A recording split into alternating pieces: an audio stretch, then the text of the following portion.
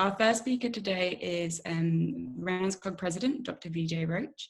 Dr Roach is a specialist obstetrician and gynaecologist with years of experience in both public and private practice in Sydney.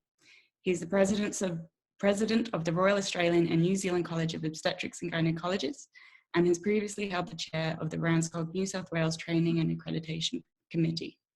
Dr Roach has a particular interest in the importance of integrating psychological and physical health, and he works extensively with the Gidget Foundation and passionately advocates for those affected by mental health disorders in pregnancy and early parenting. He's also provided great support to PVOGS throughout the years. So please welcome Dr Roach. Thanks a lot, Charlotte. I can hear that loud applause coming through the speakers. Good morning to all of you, and thank you to the PVOGS chairs and the organising committee for inviting me to be part of this conference. I want to start by acknowledging the traditional owners of the land of Australia, wherever you might be, and their elders past, present and future, and also the Maori people of New Zealand.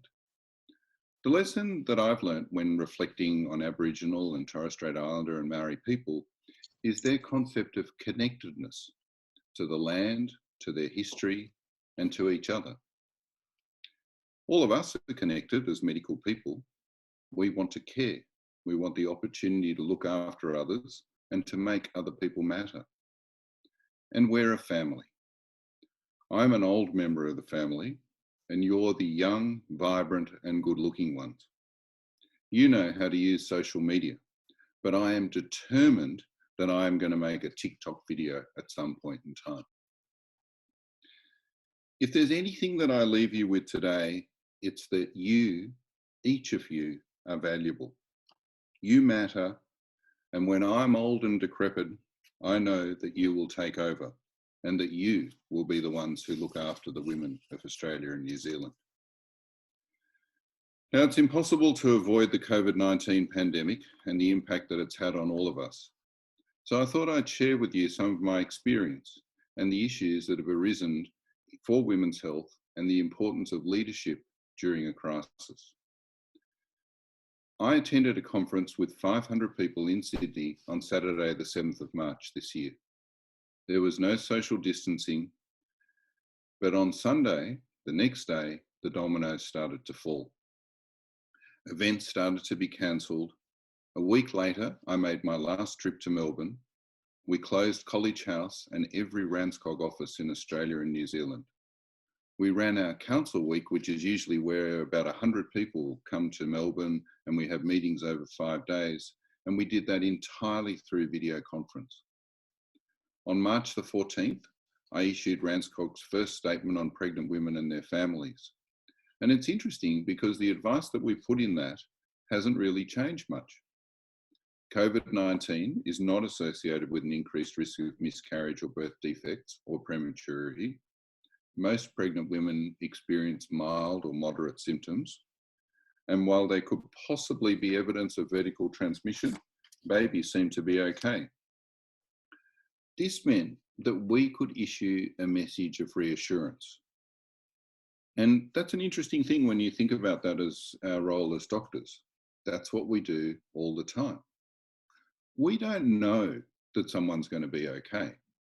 We can't offer a guarantee. And if you think about it, when you take someone to operate on them, you talk about the potential for complications because you know that it might not go okay. You know that if you prescribe a medication, someone might react. How do we know if a pregnancy will result in a happy outcome or a birth will be the experience that somebody wants? But we confidently reassure people, and they're grateful for that reassurance. I mean, you wouldn't really want to get on a plane and hear someone say, well, listen, I'm not really sure how this is all going to go. We're going to have a go at taking off and hopefully we're going to fly safely and we'll probably land at the other side. And so confidently, they say, buckle your seatbelts. We've done all the safety stuff. We know what we're doing and you're safe, and we're going to take you from this point to the other. And I think that's what we do in our professional lives. And I think that's what people look to us to do. That creates a responsibility. We need to know what we're talking about. We need to be competent, and we need to pay attention to the detail of what we're delivering. RANZCOG was the first to call for a reduction in elective surgery. We were the first to issue a statement on PPE in labour. We talked to pregnant healthcare workers and then teachers.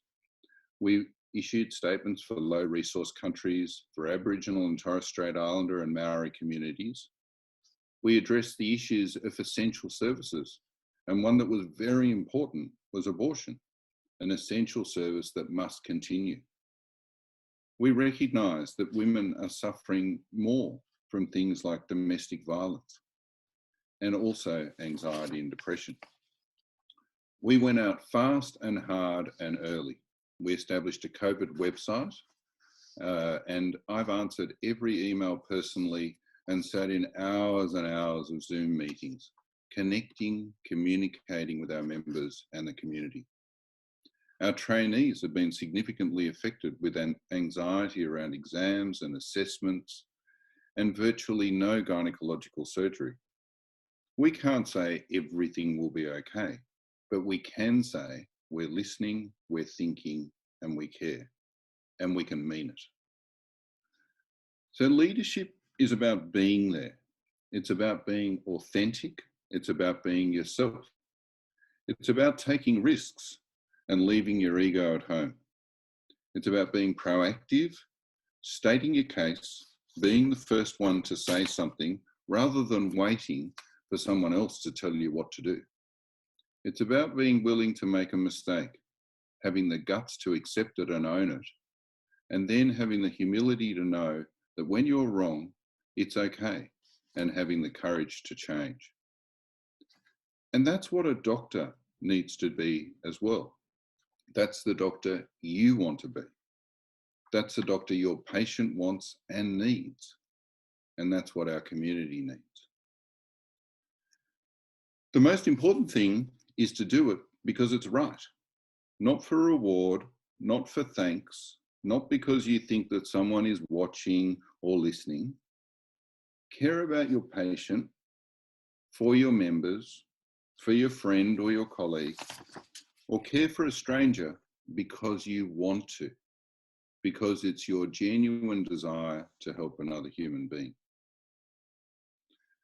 I thought I'd just close by talking about well-being and making it personal. I've got 5 children. My oldest son, Tom, was to be married to Belle this month. And sadly, his wedding, or their wedding, will need to be postponed. My youngest child, Imogen, is 18 years old, and she had finally escaped her boring parents, run away to Canberra where she'd gone to university and was partying very hard. She'd step out of a pub and I'd say, "You sound very cheerful. How many glasses have you had?" And she'd say, "Dad, we don't talk in glasses. We talk in jugs." And I realised, unfortunately, that my daughter was following in my university footsteps. My parents are in their 80s, and my father has lymphoma and is now having his 4th dose of chemotherapy. My mother had an acute bowel obstruction and ended up with a hemicolectomy, aspirated under the anaesthetic and ended up in ICU. But for those of you who may or may not have read, I'll be politically incorrect for a moment, The House of God, my parents are Gomers. No matter what you do to them, you just can't kill them. And so they're perfectly well and continue to go on. For myself, I've been tired, occasionally anxious, I felt irritable, and I felt fed up. I can't wait to get out and do things, to get on a plane again. I can't wait to see friends. In New South Wales, we're allowed to have 2 adults over for dinner, and that's exactly what we'll be doing tonight. And I've already selected several bottles of red wine. Now, Merv's going to talk a lot more about self-care, but what I want to leave you with is that self-care is not a weakness. It's sensible and it's our responsibility.